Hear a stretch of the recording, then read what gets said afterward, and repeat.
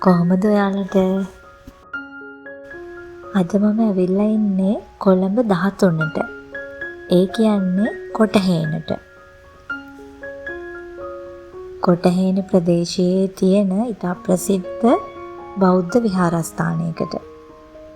හරියටම කියනවා නම් දීපදුත්තාරාම පුරාණ තායි රජමහා විහාරයට. කොළඹ නගරයේ ඉදිකරපු ප්‍රථම බෞද්ධ විහාර මන්දිරය තමයි මේ. මේ විහාරය ශ්‍රී ලංකාව හා තායිලන්තය අතර බෞද්ධ සම්බන්ධතාවය පෙන්වන විහාරස්ථානයක් කියලත් හඳුන්වනවා. 19 වන සියවසේ ආරම්භ වෙලා තායි රටේ සහයෝගයෙන් සංවර්ධනය වෙලා තියෙනවා. ඔයාලා සමහර විට දැකලා ඇති මම වැල්ලවත්ත බෝධිරුක්කාරාමයේ පන්සල ගැන කරපු වීඩියෝ එක. ඉතින් එදා ඒ පන්සලේදී ඒ පන්සලේ ස්වාමින්වහන්සේ මට කිව්වා පුළුවන්කමක් තියෙනවා නම් වෙලාවක කොටහේන දීපදුත්තාරාමයේ පන්සලටත් ගිහිල්ලා වන්දනා කරගන්න කියලා. ඉතින් ඒ විදිහට තමයි අපි මේ තැන හොයාගෙන ආවේ. තායි සංස්කෘතියට අනුව හදලා තියෙන ලංකාවේ තියෙන එකම සෑය තමයි මේ ඔයාලට පේන්නේ. මාත් මේ වගේ සෑයක් දැකපු පළවෙනි වතාව තමයි මේ.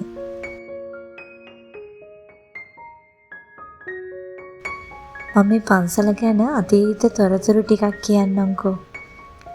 සියනෑ අලුත්කුරු කෝරළයේ කොළඹුර කොටහේන ග්‍රාමයේ විසූ සවියෙල් උභය කුලතුංග වැලිසර මුහන්දිරම් හෙවත් රටගිය මුදියන්සේ විසින් තමන්ගේ දෙමහල් පාය බුද්ධ මන්දිරයක් කරලා බුදු පූජා පවත්වමින් ඉඳලා වර්ෂ 1775 දී බුද්ධ ශාසනයට පූජා කරලා තියෙනවා. මිගෙට්ටුවත්තේ ශ්‍රී ගුණානන්දාභිදාන මහා වාදීප සිංහයාණන් වහන්සේ වර්ෂ 1844 දී මේ පුණ්‍ය භූමියට වැඩම කරලා පානදුරාවාදයේ ප්‍රමුඛ පංචමහා වාදයන් පවත්වා ජයදද නැන්නූ බවත් 19 වන සියවසේ බෞද්ධ පුනර්ජීවනයේ මූලස්ථානයේ බවට මේ පින්බිම පත් වූ බවත් කියවෙනවා.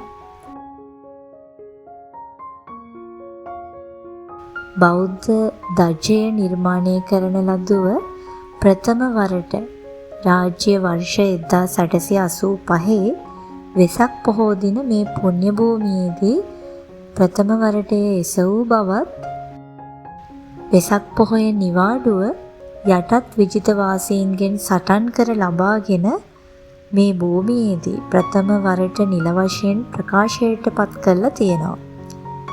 ඒ වගේම මෙරට බෞද්ධ පුනරුදයේ යුරෝපීය සලකුණ වූ කර්නල් හෙන්රි ස්ටීල් ඕල්කට් තුමත් කාලයක් මේ විහාරස්ථානයේ වාසය කරලා තියෙනවා කියලා කියවෙනවා.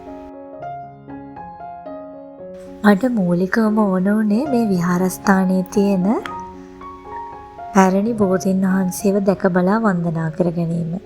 ජයශ්‍රී මහ බෝධීන් වහන්සේගේ අංකුරයකින් හටගත් මේ බෝධීන් වහන්සේ අතිපූජ්‍ය මොහොට්ටිවත්තේ ශ්‍රී ගුණානන්ද මහා ස්වාමීන් වහන්සේ විසින් උදේ හවස වන්දනා කළ බෝධීන් වහන්සේ වෙනවා. ඉතින් අපි ලෑස්ති කරගෙන ආපු ගිලන්පස, ඖෂධ, මල්, සුවඳ දුම් මේ සියල්ලම මේ උතුම් බෝධීන් වහන්සේට සාදර ගෞරවයෙන් පූජා කරලා වන්දනා කරගත්තා. ඒ වගේම බෝධීන් වහන්සේ ළඟට වෙලා සුවසේ ගාථා පිරිත් සජ්ජායනය කරගත්තා. මම තව ටිකක් පන්සල ගැන විස්තර කියන්නම්කෝ. වර්ෂ 1896 දී ප්‍රිස්ටාන් චොම්සායි තායිලන්ත රජකුමරුවන් රාජගුරු වස්කඩුවේ ශ්‍රී සුභූති මහා ස්වාමිපාදයන් වෙතින් වස්කඩුව විහාරස්ථානයේදී පී.සී. ජිනවර වංශ නමින් පැවිදිව එවකට තම ගුරු හිමියන්ට අයත් වූ මේ පුණ්‍ය භූමියෙහි 1904 දී විහාරාධිපතිත්වයට පත් වුණා.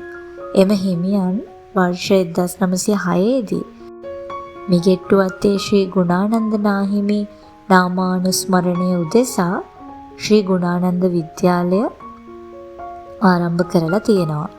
1908 දී සියම් කුමාර හිමියන් විසින් දෙස් විදෙස් කලා සම්ප්‍රදායන් සංකලනයෙන් ඓතිහාසික රත්න චෛත්‍ය රාජානන් වහන්සේ නිර්මාණය කළ වගත්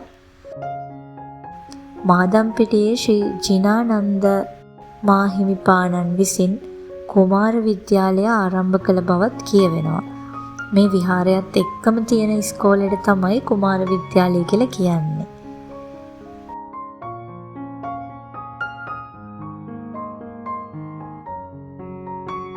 සියම් දේශයේ ආනන්ද මහතෝල් 8 වන රාම රජු විසින් ක්‍රිස්තු වර්ෂ 1839 දී රත්සඳුන් පැලයකුත් භූමිබෝල් අදුල්‍ය දේජ් 9 වන රාම රජු විසින් ක්‍රිස්තු වර්ෂ 1950 දී ගජමදාරා පැලයකුත් ක්‍රිස්තු වර්ෂ 1999 දී චූලාබෝන් රජකුමරිය විසින් සුදු හඳුන් පැලයකුත් ක්‍රිස්තු වර්ෂ 2013 දී මහා චක්‍රී සිරිනතෝන් රජකුමරිය විසින් නා පැලයකුත් මේ භූමියේ රෝපණය කරවලා තියෙනවා.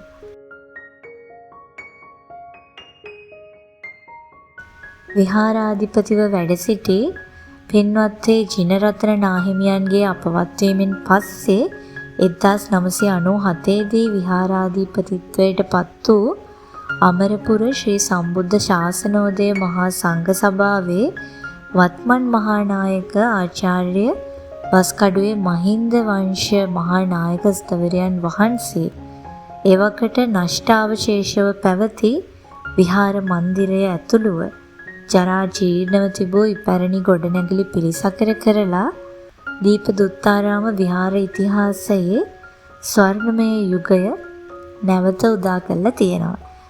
ඉතින් මේ විස්තර මම හොයාගත්තේ මේ විහාරයේම තිබ්බ ශිලා ලේඛනයෙන්.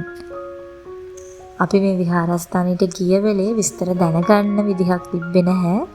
මොකද පන්සලේ ස්වාමීන් වහන්සේත් පාසලට වැඩම කරලා තිබ්බා. පාසලේ වැඩ කටයුතු සඳහා. ඉතින් මේ වගේ විශේෂ පුරාණ ආනුභාව සම්පන්න බොහෝ දෙනෙක් නොදන්න මේ උතුම් බෝධීන් වහන්සේලා ජීවිතේ එක වතාවක් හරි සියසින් දැක බලාගෙන වන්දනා කරගන්න. අවුරුද්ද පුරාවට වටිනාකමක් නැති හිස් ගමන් බිමන් අපි කොච්චරනම් යනවද?